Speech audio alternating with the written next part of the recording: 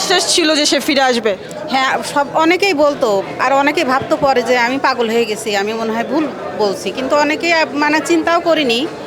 মানে পররাষ্ট্র উপদেষ্টা যে সচিব, ওনাকে আমি ভাইয়া বলে রাখতাম, তা ওনাকে যেদিন আমি বলছি যে ভাইয়া, মানে যেই হ্যালো বলে ভাইয়া বলছে কি ভাবি আই এম সরি, মানে সে ভাবছে মানে নূর মারা গেছে।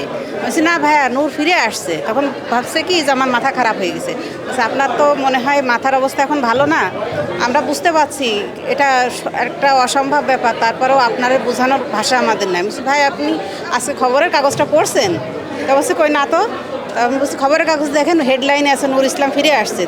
আমার একটাই কথা ছিল যে কেউ বলবা না নূর ইসলাম মারা গেছে, আমার সামনে অন্তত কেউ বলবা না।